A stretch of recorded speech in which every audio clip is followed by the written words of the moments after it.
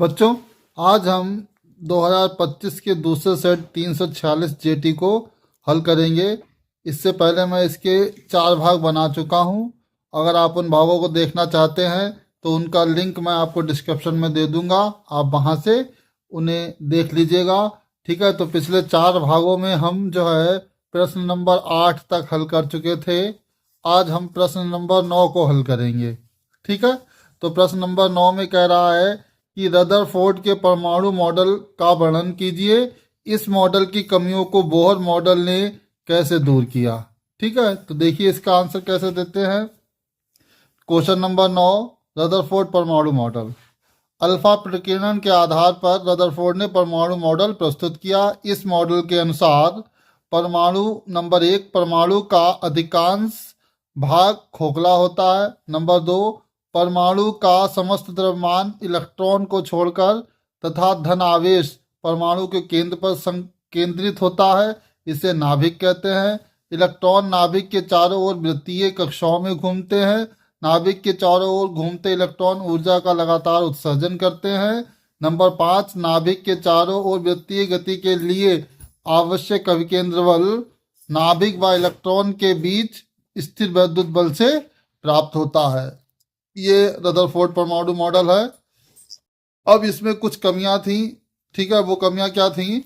Rutherford model की कमियां। Rutherford परमाणु मॉडल में मुख्यतः 2 कमियां थी।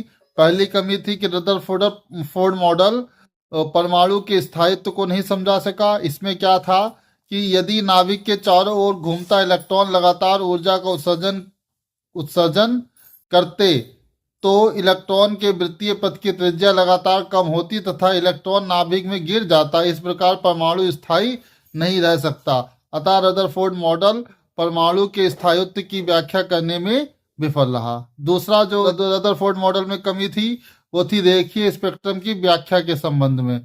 तो रदरफोर्ड परमाणु मॉडल रेखीय स्पेक्ट्रम की व्याख्या भी नहीं कर सका। इसमें देखिए क्या है कि रदरफोर्ड मॉडल में इलेक्ट्रॉन के वृत्तीय पथ की त्रिज्या लगातार बदलने से आवृत्ति भी बदलती रहती। इसके फलस्वरूप इलेक्ट्रॉन सभी आवृत्ति की विद्युत चुंबकीय तरंगें उत्सर्जित करता, अर्थात इन तरंगों का सतत स्पेक्ट्रम प्राप्त होता, परंतु वास्तव में परमाणु से रेखीय स्पेक्ट्रम प्राप्त होता है। इस प्रकार रदरफोर्ड मॉडल रेखीय स्पेक्ट्रम की व्याख्या करने में विफल रहा।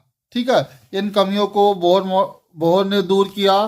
तो बोहर मॉडल की विशेषता क्या है कि बोहर ने रदरफोर्ड के परमाणु मॉडल में प्लांक क्वांटम सिद्धांत के आधार पर रदरफोर्ड मॉडल की कमियों को दूर किया। इसके लिए बोहर ने निम्नलिखित परिकल्पनाएं प्रस्तुत की। नंबर 1, इलेक्ट्रॉन केवल उन्हीं कक्षाओं में घूम सकते हैं जिनके लिए कोणीय संवेग h/2π का पूर्ण गुणज हो, अर्थात mvr बराबर n × h/2π।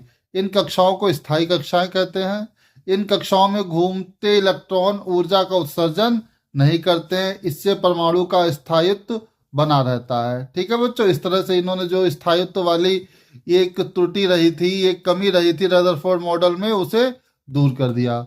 दूसरा पॉइंट है इसमें कि इलेक्ट्रॉन जब ऊर्जा प्राप्त करते हैं, परमाणु में जो इलेक्ट्रॉन होते हैं जब वो ऊर्जा प्राप्त करते हैं, तो इलेक्ट्रॉन जब ऊर्जा प्राप्त करते हैं तो स्थायी कक्षा से उच्च कक्षा में चला जाता है। परमाणु की यह अवस्था उत्तेजित अवस्था कहलाती है। इस अवस्था में इलेक्ट्रॉन 10⁻⁸ सेकेंड रहता है तथा तुरंत नीची कक्षा में वापस लौटता है तथा लौटते समय विद्युत चुंबकीय तरंगों के रूप में ऊर्जा का उत्सर्जन करता है। इससे परमाणु में रेखीय स्पेक्ट्रम प्राप्त होता है।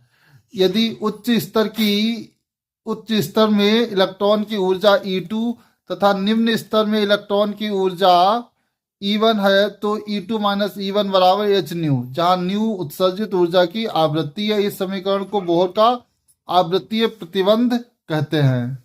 तो ये आपका प्रश्न नंबर 9 पूरा हो गया। अगला हमारा है प्रश्न नंबर 9 में अथवा में एक क्वेश्चन दिया है कि नाभिकों का वर्गीकरण कीजिए, प्रत्येक का उदाहरण देते हुए विशेषताएं लिखिए। ठीक है, अब देखिए इसमें क्या है। इसमें देखिए क्या है कि नाभिकों का वर्गीकरण निम्न प्रकार किया जाता है। सबसे पहले नंबर 1 आता है समस्थानिक। समस्थानिक क्या होते हैं? वह नाभिक जिसमें प्रोटॉन की संख्या ठीक है, यानी कि परमाणु क्रमांक समान व द्रव्यमान संख्या भिन्न भिन्न होती है, समस्थानिक कहलाते हैं। अर्थात Z1 बराबर Z2 और A1 not equal to A2। Z1 Z2 जो है ये परमाणु क्रमांक होते हैं और ये द्रव्यमान संख्या होती है। उदाहरण के लिए हमारा जो है 1H1 1H2 1H3 ये हाइड्रोजन के जो है समस्थानिक होते हैं, ये ऑक्सीजन के समस्थानिक होते हैं और ये जो है वो क्लोरीन का समस्थानिक है। ठीक है, आगे जो है इसमें आपका अगला कह रखा है कि संभारिक। संभारिक क्या होता है कि ऐसे नाभिक जिनमें प्रोटॉनों की संख्या भिन्न भिन्न होती है तथा न्यूक्लियनों की संख्या मतलब न्यूट्रॉन प्लस प्रोटॉन समान होते हैं, संभारिक कहलाते हैं। इसमें Z1 और Z2 बराबर होता भिन्न भिन्न होता है और A1 और A2 बराबर होते हैं। नोट, संभारिक में परमाणु क्रमांक भिन्न भिन्न होता है, इसलिए सारणी में स्थान अलग अलग होता है तथा इनके रासायनिक गुण भी भिन्न भिन्न होते हैं। ये विशेषता है किसकी? संभारिक की। ठीक है, संभारिक नाभिक अलग अलग तत्वों के होते हैं, ये भी विशेषता है। ठीक है, अब इसके उदाहरण क्या होते हैं? 1H3 2He3, कार्बन 14 और नाइट्रोजन 14। ठीक है, ऑक्सीजन 17। तो ये आपके संभारिक के उदाहरण हो जाते हैं। नोट, इसमें एक बात और याद रखिएगा आप लोग कि बीटा कण उत्सर्जित होने पर प्राप्त नाभिक मूल नाभिक का संभारिक होता है। ठीक है, तो अगला जो है हमारा है सब न्यूट्रॉनिक। सब न्यूट्रॉनिक क्या होता है कि ऐसे नाभिक जिनमें केवल न्यूट्रॉनों की संख्या समान होती है, सब न्यूट्रॉनिक कहलाते हैं। इनके लिए परमाणु क्रमांक Z तथा द्रव्यमान संख्या A दोनों भिन्न भिन्न होती है, परंतु A माइनस Z मतलब द्रव्यमान संख्या माइनस परमाणु क्रमांक समान होते हैं। ठीक है, उदाहरण आपके सामने लिखे हैं। ठीक है, ये आप लिख लीजिएगा। इस तरह से ये हमारा 2025 का दूसरा भी सेट हो गया। अगली बार हम 2025 का तीसरा सेट स्टार्ट करेंगे। अगर ये वीडियो आपको अच्छा लगा हो तो इसे लाइक कर दें और दोस्तों को भी शेयर कर दें। धन्यवाद।